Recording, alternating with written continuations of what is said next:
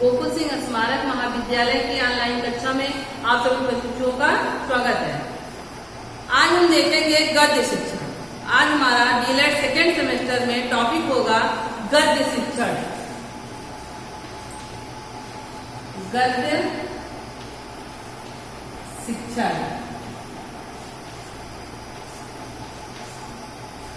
तो गद्य शिक्षण क्या है? जो हमारा साहित्य है वो गद्य और पद्य दो भागों में विभक्त किया गया है, दो भागों में बांटा गया है। तो गद्य के अंतर्गत हमारे जो है गद्य साहित्य के अंतर्गत हमारे बहुत सारे भाग है, जैसे निबंध, कहानी, रिपोर्टाज। गद्य में जो है देखेंगे कि निबंध है, कहानी है,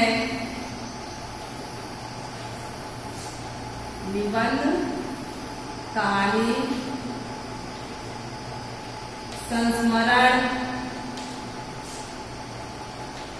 जीवनी, आत्मकथा,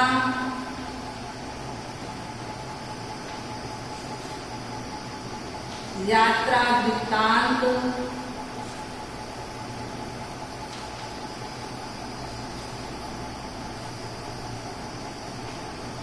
निबंध, कहानी, संस्मरण, जीवनी, आत्मकथा, यात्रा वृत्तांत, ये सब जो होते हैं वो हमारे गद्य साहित्य के अंतर्गत आते हैं। और पद्य साहित्य में क्या है? कविता है, दोहा है, श्लोक है, चौपाई, छंद, ये सब जो होते हैं हमारे पद्य में आते हैं।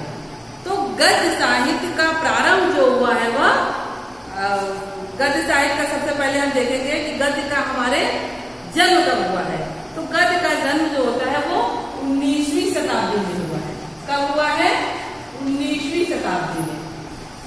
गद्य साहित्य का जन्म 19वीं शताब्दी से प्रारंभ 19वीं शताब्दी के प्रथम दशक में हुआ है। और पहले जो हिंदी गद्य साहित्य था वो बहुत कम था, और इसकी गद्य साहित्य की भाषा जो थी वो भी ब्रज भाषा थी। तो गद्य साहित्य की भाषा क्या थी? पहले भाषा थी ब्रज भाषा, ब्रज भाषा। लेकिन अब क्या है, हमारा गद्य साहित्य वह पद्य के समान समृद्ध नहीं है, पद्य के समान समृद्ध नहीं है, फिर भी उसमें रचनाएं जो होती हैं गद्य साहित्य में अत्यधिक हुई है। गद्य साहित्य में अनेक लेखक हुए, जैसे महावीर प्रसाद द्विवेदी हैं, द्विवेदी तथा उनके समकालीन कई लेखकों द्वारा जो है वह गद्य साहित्य गद्य के रूप में लिखा गया है। गद्य शिक्षण का उद्देश्य क्या होता है कि छात्रों को या बच्चों को वर्णों, शब्दों तथा वाक्यों के बारे में विशेष जानकारी प्रदान करना, या वर्णों, शब्दों तथा वाक्यों के उच्चारण में शुद्धता उत्पन्न करना, शुद्ध रूप से उच्चारण कर सके, इसके लिए उन्हें प्रेरित करना। जब गद्य साहित्य में कोई व्यक्ति होता है, हमने बताया जैसे गद्य में ही कहानी लिखी जाती है, निबंध लिखी जाती है, निबंध और कहानी, संस्मरण, जीवनी, आत्मकथा, ये सब जो होते हैं ये गद्य साहित्य में लिखे जाते हैं। तो निबंध जो होता है या स्वतंत्र होकर लिखा जाता है। तो स्वतंत्र रूप से जब निबंध को लिखता है छात्र या बच्चा, तो वह नए नए शब्दों का चयन करता है, नई नई विचारधाराओं को मन में पहले कल्पना करता है, उसके बाद ही लेखन करता है।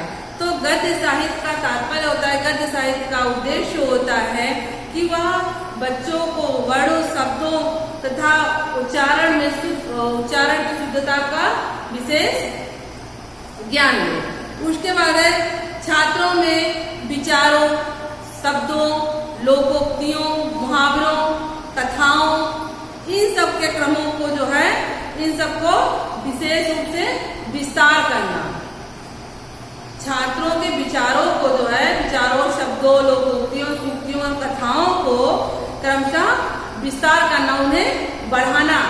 छात्र जो है वह लेखन करते समय लोकोक्तियों और मुहावरों का प्रयोग करते हुए अच्छा लेखन करे, इसका जो है या इसको कर पाना संभव हुआ है तो वह गद्य शिक्षण के कारण ही या गद्य साहित्य के कारण ही हो पाया है। अगला है छात्रों को सुंदर गद्यात्मक उद्धरणों को के संकलन की प्रेरणा देना। गद्य के विषय में उचित बातों का चयन करना, उचित शब्दों का चयन करना, उसके बारे में अत्यधिक जानकारी देना, यह सब जो है गद्य साहित्य के माध्यम से ही हो पाया है। छात्रों की कल्पना शक्ति और बौद्धिक क्षमता का विकास करना। गद्य साहित्य के माध्यम से किसी बच्चे की बौद्धिक क्षमता को बढ़ाया जा सकता है, उसकी कल्पना शक्ति का विकास किया जा सकता है, नए शब्द भंडार में वृद्धि हो सकती है, नए नए शब्दों का बच्चा चयन करेगा। फिर गद्य साहित्य के माध्यम से यदि आपको कथा लिख रहा है, जीवनी लिख रहा है, निबंध लिख रहा है तो उसमें नए नए शब्दों का चयन करते हुए लेखन करेगा। उसके बाद छात्रों को गद्य साहित्य की समीक्षा करने योग्य बनाना। छात्र को इस योग्य बना दें, इतना योग्य बनाए कि वह गद्य साहित्य के संपूर्ण भागों की समीक्षा कर सके, संपूर्ण भागों का निष्कर्ष निकाल सके। तो गद्य साहित्य के अंतर्गत हम जो है देखेंगे कि हमारे गद्य शिक्षण के मुख्य अंग क्या क्या होते हैं।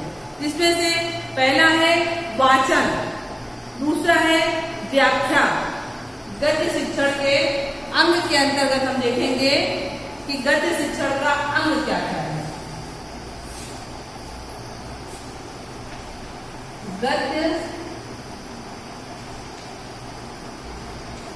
शिक्षण के अंग, हमारा जो गद्य साहित्य या गद्य शिक्षण उसके मुख्य अंग क्या है। पहला है वाचन, दूसरा है व्याख्या,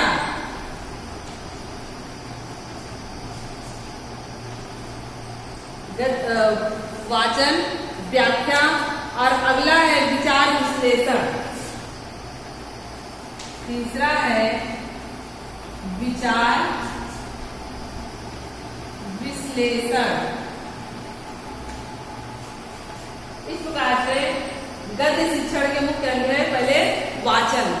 छात्र को वाचन में विशेष निपुण होना चाहिए। जब वाचन का मतलब होता है बोलना, जब छात्र या बालक बोलने में निपुण होगा तो वह गद्य शिक्षण के अंतर्गत या गद्य साहित्य की रचना में अत्यधिक जो है आसानी से शिक्षण कर पाएगा या लेखन कर पाएगा। व्याख्या का मतलब होता है जिस टॉपिक पर, जिस विषय पर हम अपना शिक्षण कर रहे हैं, लेखन कर रहे हैं, उसकी व्याख्या करते हुए चले, उसके शब्दों को या शब्दों का अर्थ जो है बताते हुए, स्पष्ट करते हुए ही लेखन करें। अगला है विचार विश्लेषण, विचारों की समीक्षा करना। जो भी विचार हम अपना प्रस्तुत कर रहे हैं गद्य शिक्षण के माध्यम से, उनका जो है विश्लेषण, ये सब गद्य शिक्षण का मुख्य अंग माना जाता है। जब तक गद्य शिक्षण जो हम कर रहे हैं उसका विश्लेषण न करें तो हमारा शिक्षण अधूरा रहता है। उसके बाद हम देखेंगे कि गद्य शिक्षण के बाद हमारा है पद्य शिक्षण। गद्य के बाद है हमारा पद्य शिक्षण।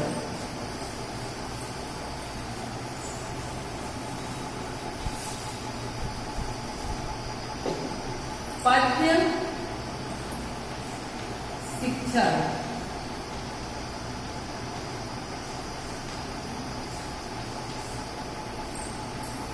गद्य शिक्षण की अपेक्षा पद्य शिक्षण जो होता है वह सुनने में अत्यधिक रुचिकर लगता है। जैसे किसी बच्चे को, किसी छात्र को यदि जो है कविता पढ़ाई जाए तो उसे पढ़ने में बहुत ही आनंद आता है। छोटी छोटी कविताओं को पढ़ना या सुनना बहुत ही अत्यधिक रुचिकर लगता है। तो पद्य साहित्य में हमने पहले ही बताया है कि कविता जो होती है वह पद्य में ही होती है। उसके बाद चौपाई जो है यह भी पद्य में ही है।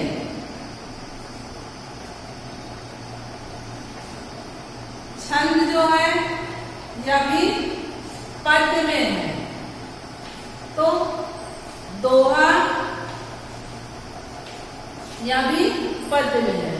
कविता, चौपाई, दोहा, छंद, ये सब क्या है, पद्य में किए जाते हैं। इनकी रचना पद्य शिक्षण के पद्य साहित्य के अंतर्गत किया जाता है।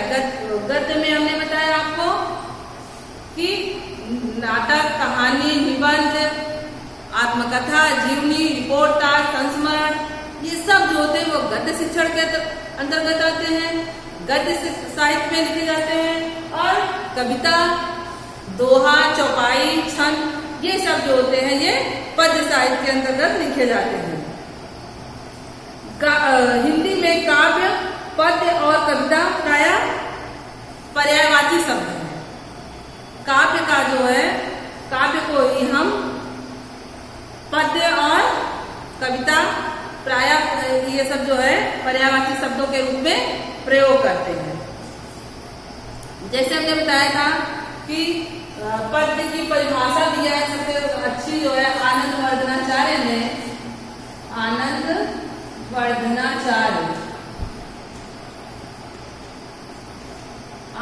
वर्धनाचार्य जी का कहना है कि इन्होंने काव्य की आत्मा ध्वनि को माना है। ध्वनि को माना है।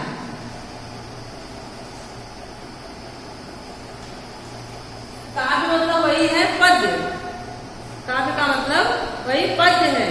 और जयशंकर प्रसाद ने भी पद्य की परिभाषा दी है। जयशंकर प्रसाद ने कहा है पद्य आत्मा की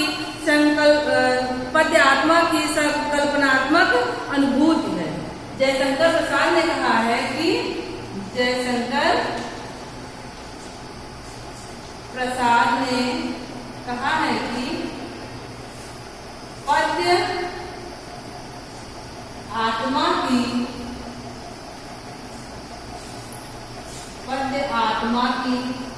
संकल्पनात्मक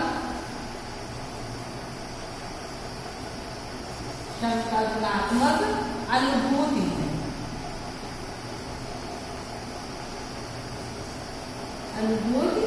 इनके अनुसार पद्य जो होता है वह आत्मा में हमारे अंदर उठ रहे नए नए संकल्पों का, नए नए विचारों का जो है अनुभूति करना ही पद्य है।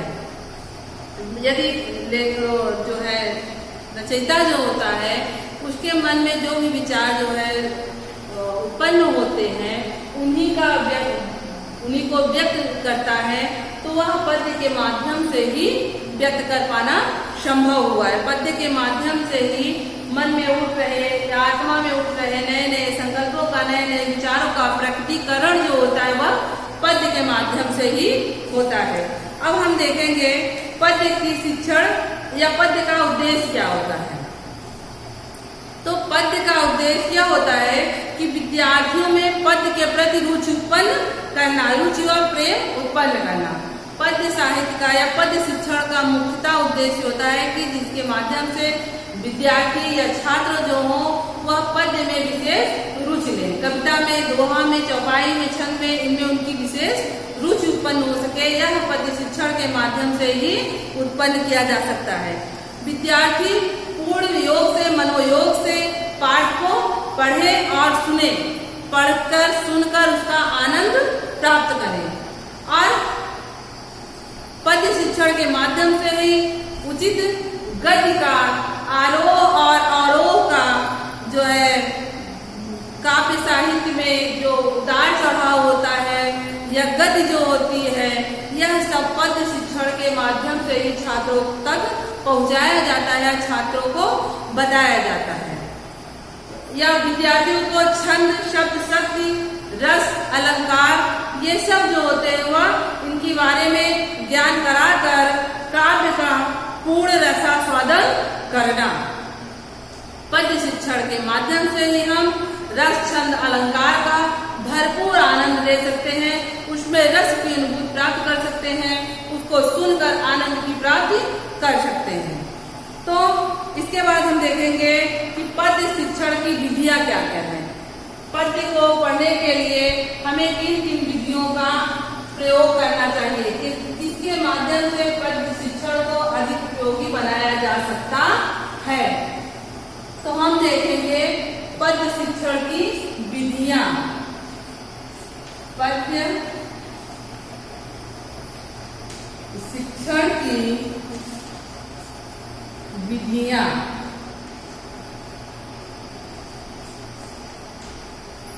अब पद्य शिक्षण की विधियों में हम सबसे पहले देखेंगे कि या ऐसी कौन सी विधि है जिसके माध्यम से बालक अपनी जो है रुचि पद्य में ले सकता है। तो पद्य शिक्षण की सबसे मुख्यतः विधि है, पहली विधि है बाल गीत तथा नाट्य विधि। बाल गीत तथा नाट्य विधि। बाल गीतों के माध्यम से बाल पुस्तकें हैं जो है नंदन चंपक, इन सब पुस्तकों में आपने देखा होगा कि कविताओं के माध्यम से बच्चों को गिनती, पहाड़ा या जो है वर्णमाला ये सब सिखाया जाता है, रुचिकर बनाया जाता है। तो बाल गीतों के माध्यम से छात्रों के अंदर पद्य शिक्षण के प्रति रुचि उत्पन्न करना। बाल गीत और नाट्य विधि के द्वारा, नाट्य विधि का मतलब होता है नाटक करना। जैसे बच्चों के सामने हम किसी टॉपिक पर यदि नाटक करते हैं तो वह उनके समझ में अत्यधिक आता है। जैसे गीतों के माध्यम से यदि हम उनको जो है कोई बात पढ़ाते हैं, समझाते हैं, जैसे हमने पढ़ाया 1 2 3 4 और चले कुतुब मीनार, है ना।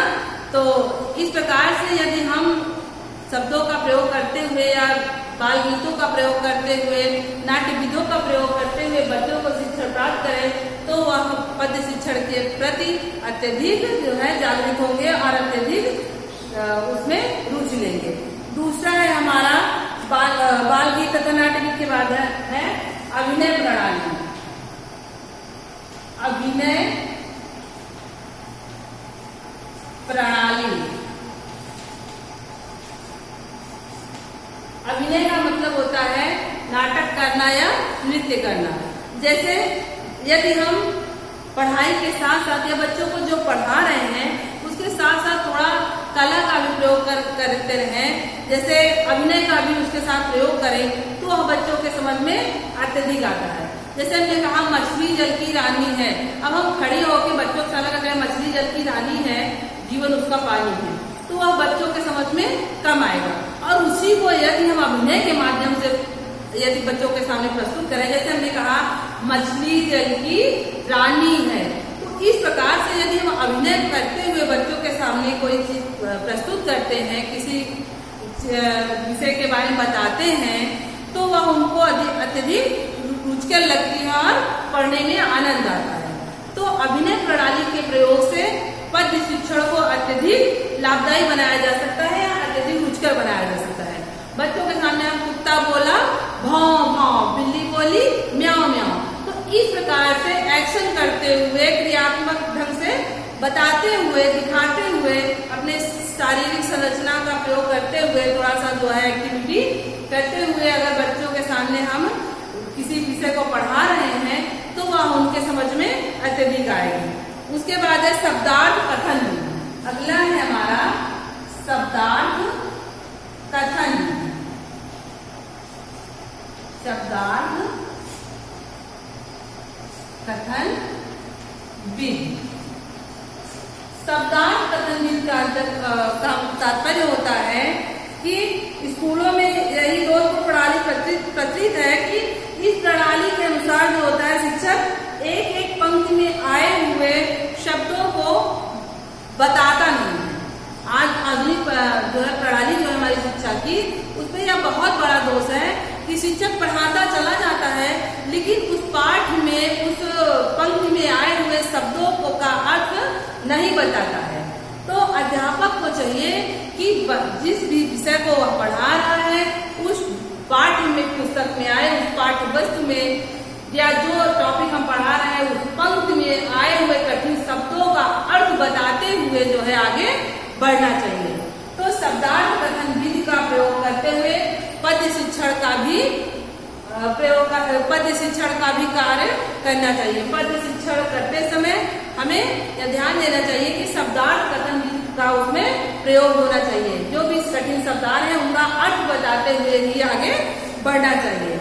शब्दार्थ कथन विधि के बाद है प्रश्नोत्तर या अगला है प्रश्नोत्तर प्रणाली। प्रश्नोत्तर प्रणाली। प्रश्नोत्तर प्रणाली का तात्पर्य यह हुआ, जैसे अभी हम इतनी देर से बोल रहे हैं, हम बोलते चले जाए, आपने कुछ सुना, कुछ पढ़ा या नहीं पढ़ा, इसका मूल्यांकन हम कैसे करें? तो इसका मूल्यांकन करने का एकमात्र साधन यही है कि जब हम पढ़ा रहे हैं तो पढ़ाते समय बीच बीच में ही बच्चों का ध्यान केंद्रित करने के लिए प्रश्नों का चयन करना चाहिए। बीच बीच में प्रश्नों को पूछना चाहिए।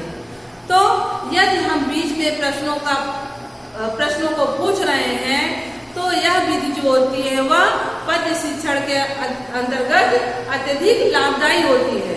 यदि हम पद्य शिक्षण करवा रहे हैं, छात्र उसमें रुचि ले रहा है या नहीं ले रहा है, इसका चयन हम प्रश्नोत्तर प्रणाली के माध्यम से ही करेंगे। यह प्रणाली गद्य शिक्षण के लिए बहुत अधिक उपयोगी होती है।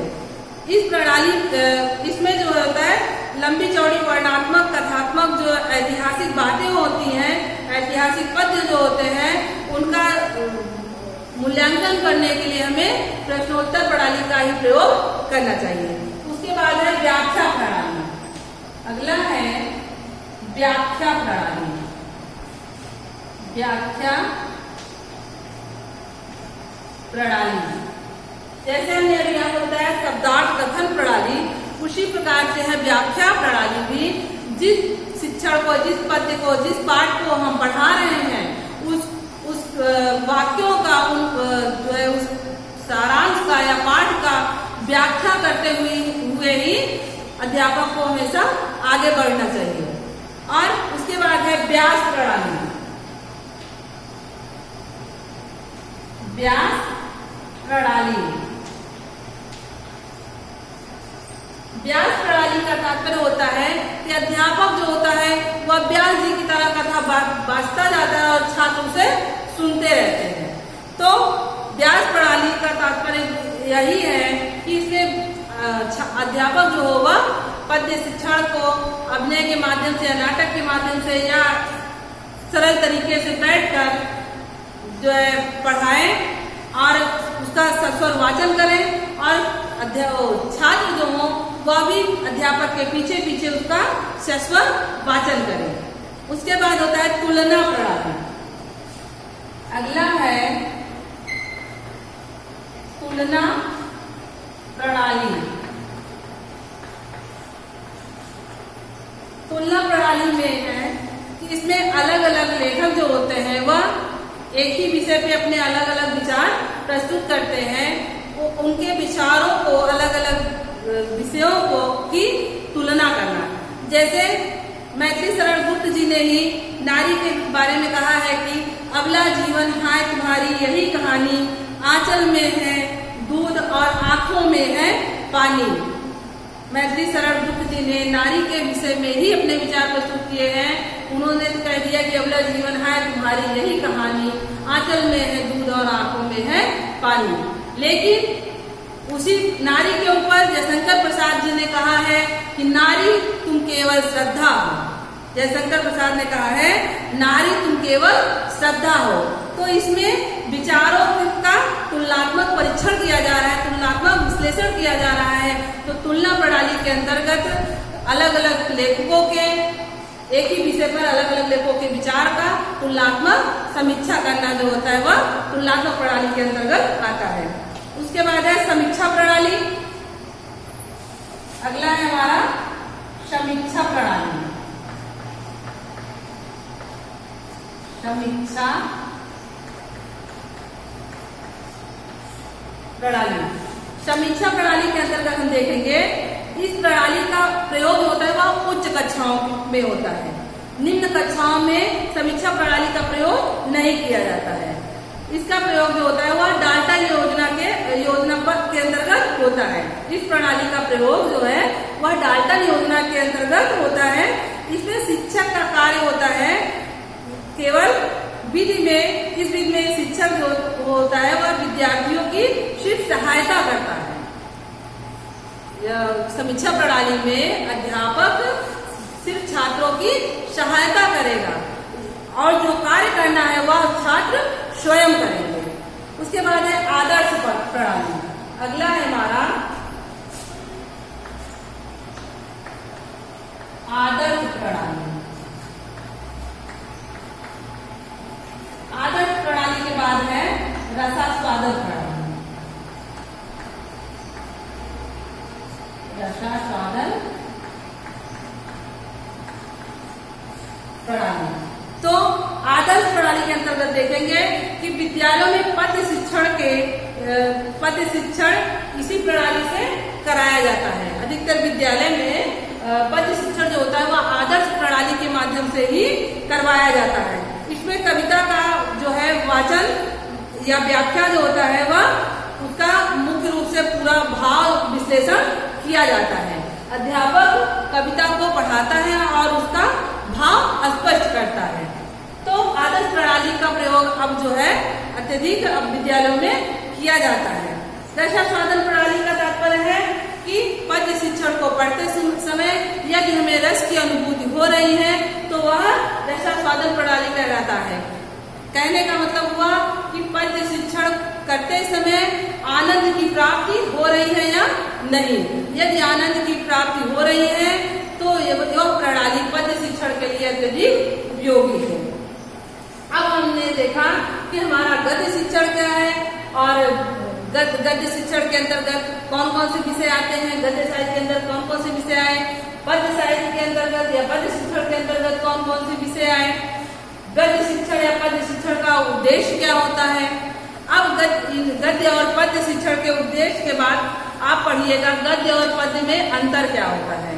गद्य और पद्य में अंतर जो है वह आप देखेंगे अगले वीडियो में। तब तक के लिए धन्यवाद।